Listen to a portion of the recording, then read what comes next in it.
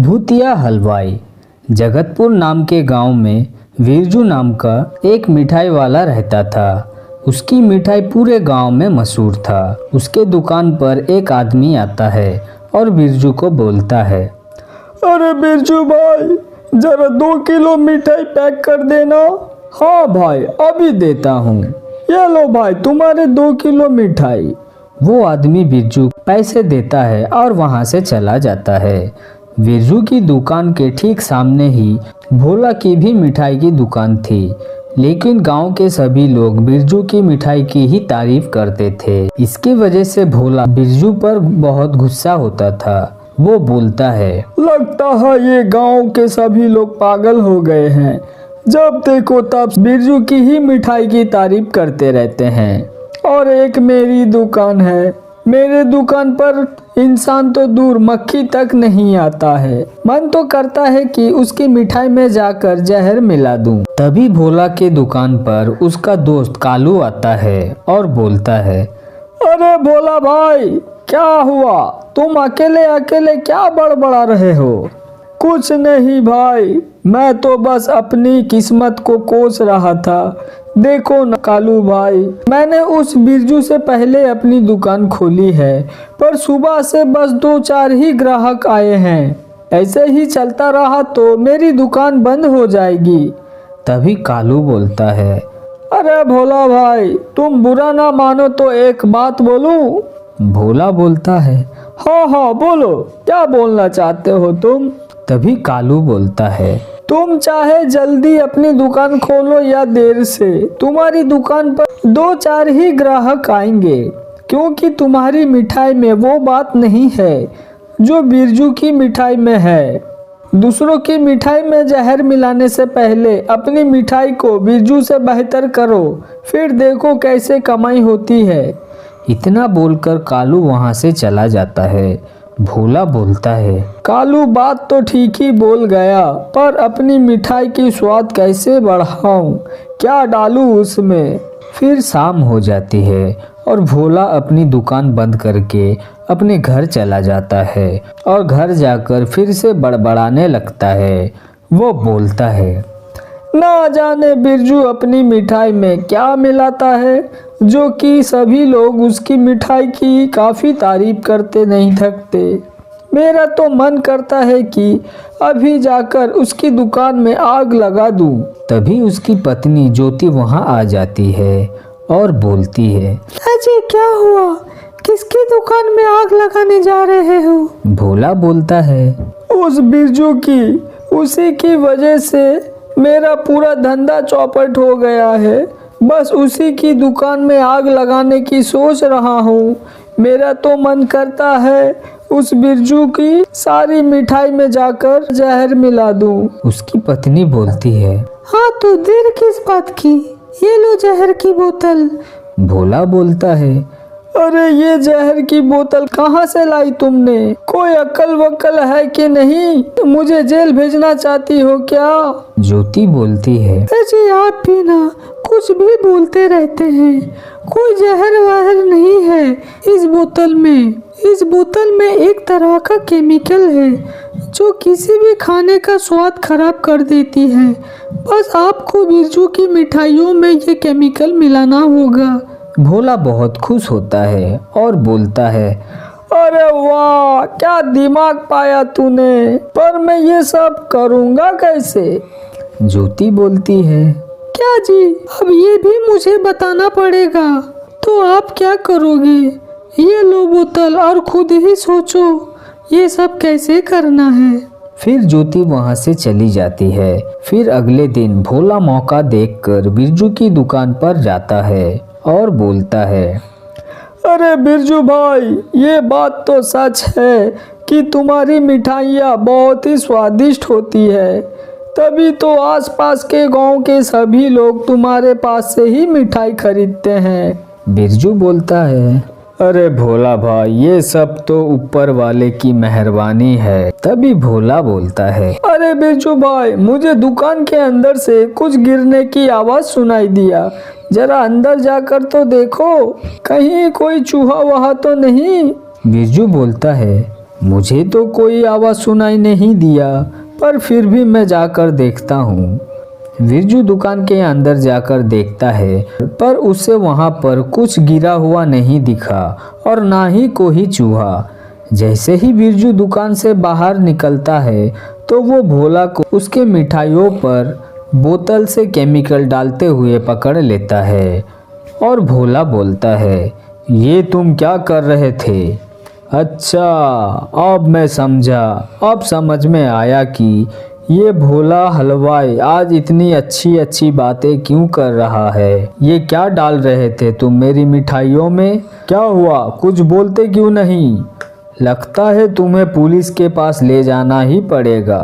तभी भोला बोलता है, अरे बिरजू भाई, मुझे माफ़ कर दो, मुझसे गलती हो गई, मुझे माफ़ कर दो बिरजू भाई, दोबारा कभी ऐसी गलती नहीं करूँगा बिरजू भाई, मुझे माफ़ कर दो।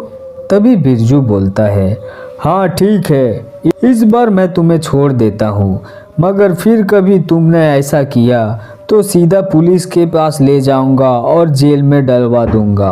फिर भोला वहाँ से चला जाता है और घर जाकर अपनी पत्नी से बोलता है, आज तुम्हारे कारण मैं जेल जाते जाते बच गया। ज्योति बोलती है, अजी आपसे तो सिर्फ बातें करवा लो, बातें बस, और कोई काम नहीं कर सकते तुम। तभी भोला बोलता है, मेरा तो मन करता है कि उस बिरजू को जान से मार दूं। ज्योति बोलती है, हाँ तो मार दीजिए। भोला बोलता है, आखिर तुम कहना क्या चाहते हो? ज्योति बोलती है, अरे बिरजू को ऐसे मारो कि किसी को ये पता ना चले कि आपने उन्हें मारा है। देखो, बिरजू सुबह सुबह अपनी दुकान जाने के लिए उस रास्ते से जाता है। आपको बस उसे किसी गाड़ी के सामने धक्का देना पड़ेगा। यहाँ जैसे ही बिरजू मरेगा, वहाँ आपके दुकान में मिठाई लेने के लोगों की भीड़ लग जाएगी। और इधर बिरजू अपनी पत्नी को भोला के बारे में सब बताता है। उसकी पत्नी राधा बोलती है, अरे आप उस भोला हलवाई से थोड़ा होशियार रहिएगा, वो फिर कहीं कुछ ना कर दे। अब चलिए सो जाते हैं। फिर अगली सुबह बिरजू दुकान जाने के रास्ते से जा रहा था और जैसे ही रास्ते में तेजी से एक गाड़ी आता है, तभी भोला बिरजू को पीछे से धक्का दे देता है और वहां से भाग जाता है। गाड़ी से धक्का लगने से बिरजू की वहीं जाती है और वो एक भूत बन जाता है। भूत बोलता है, ये सब क्या हो गया मेरे साथ? आखिरकार इस भोला हलवाई ने मेरी जान ले ही ली। मैं इसे जिंदा नहीं छोड़ूंगा, पर इससे पहले मुझे ये बात अपनी पत्नी राधा को बताना पड़ेगा। फिर भूत अपने घर जाता है। राधा भूत को देखकर बहुत डर जाती है और बोलती है, हे भगवान, ये सुबह सुबह भूत कहाँ से आ गया मेरे घर में? भूत तो रात को अंधेरे में निकलता है, पर ये कैसा भूत है जो सुबह सुबह मेरे घर आ गया है? हे भगवान, मुझे बचा लीजिए। तभी बिरजू का भूत बोलता है, अरे डरो मत, अरे राधा, ये मैं हूँ, तुम्हारा पति। ये सुनकर राधा बोलती है, ये क्या बकवास कर रहे हो तुम और मेरे पति?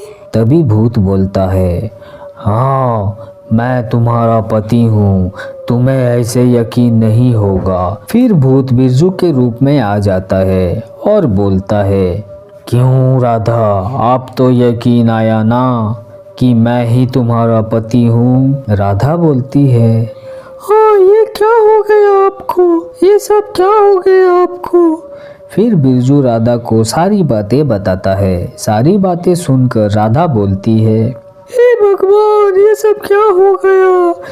बिरजू बोलता है, तुम चिंता मत करो, मैं अभी जाता हूँ और उस भोला हलवाई को उसकी किए की सज़ा देता हूँ। तभी राधा भूत को रोक लेती है और बोलती है, अगर आपने भोला हलवाई को मार दिया तो गांव वाले को उस भोला हलवाई की हकीकत का कभी भी पता नहीं चल पाएगा। हमें ऐसा कुछ करना होगा कि जिससे वो भोला हलवाई गांव वालों के सामने अपना गुनाह खुद कबूल कर ले। तभी बिरजू बोलता है, तुम ठीक कहती हो, अब मुझे क्या करना है मैं समझ गया। अब मैं दिन में अपने इंसानों वाली रूप में रह सकता हूँ, पर रात होते ही मैं अपनी असली भूतिया रूप में आ जाऊँगा। ऐसा बोलकर बिरजू अपनी दुकान पर जाता है। बिरजू को सही सलामत देखकर भोला हलवाई की आंखें खुली की खुली रह जाती है और वो बोलता है, अरे ये कैसा हो सकता है? इसे तो मैंने अपने हाथों से गाड़ी के सामने धक्का देकर मारा था, पर ये एकदम सही सलामत अपनी दुकान पर कैसे है? ये सब क्या हो रहा है? तभी बिरजू उसके दुकान पर आता है और बोलता है, क्या हुआ भोला? इतने घबराए हुए क्यों लग रहे हो? अभी तो खेल शुरू हुआ है, आगे आगे देखते जाओ। फिर बिरजू वहाँ से चला जाता है और अपनी दुकान में आ जाता है कि इतने में उसकी दुकान में मिठाई लेने के लिए लोगों की लाइन लग जाती है। तभी भोला हलवाई वहाँ आ जाता है। उसे देखकर बिरजू बोलता है, क्या हुआ भोला भाई? मेरी दुकान में लोगों की भीड़ देखकर तुम्हें जलन हो रही है क्या? तुम एक काम करो, तुम अपनी दुकान पर एक बड़ा सा ताला लगा दो। ऐसे भी तुम्हारे दुकान में इंसान तो दूर मक्खियाँ तक नहीं जाती, इसीलिए तुम ये दुकान बंद करके कुछ और धंधा कर लो। तभी भोला हलवाई गुस्से में आकर सबको सामने बोलता है, अरे सुनो साहब सुनो, जिससे तुम मिठाई खरीद रहे हो ना, ये कोई बिरजू नहीं बल्कि उसका कोई बहरूपिया है। तुम सबको बेवकूफ बना रहा है। मेरी दुकान पर आओ, मेरी मिठाइयाँ खरीदो, आओ आओ ना। एक आदमी बोलता है, अरे भोला, तुम क्या बकवास कर रहे हो? लगता है तुम्हारी एक भी मिठाई नहीं बिकती है ना, इसीलिए तुम्हारा दिमाग खराब हो गया है। तभी भोला गुस्से में बोलता है, अरे तुम लोग मेरी बात क्यों नहीं सुनते? तभी वो आदमी बोलता है, अच्छा बताओ, तुम ये कैसे कह सकते हो कि ये बिरजू नहीं बल्कि उसका कोई बहरूपिया है? भोला हलवाई बोलता है, क्योंकि बिरजू को तो मैंने अपने हाथों से गाड़ी के सामने धक्का देकर मार डाला। अरे ये मैंने क्या बोल दिया? फिर शाम हो जाती है और बिरजू अपनी असली भूतिया रूप में आ जाता है और सभी को सारी बात बता देता है। फिर भोला को बोलता है, अगर मैं चाहता तो तुझे कब का तेरी की सज़ा दे सकता था, पर मैं और मेरी पत्नी चाहते थे कि सच सबके सामने आए और तू खुद अपनी गुनाह अपने मुंह से कबूल कर ले। फिर सभी गांव वाले मिलकर भोला हलवाई की दुकान हमेशा के लिए बंद कर देता है और उसे पुलिस के हवाले कर देता है। फिर बिरजू को मुक्ति मिल जाती है। फिर उसकी पत्नी राधा उसकी दुकान संभाल लेती है और वो खुशी खुशी अपना जीवन जीने लगती है।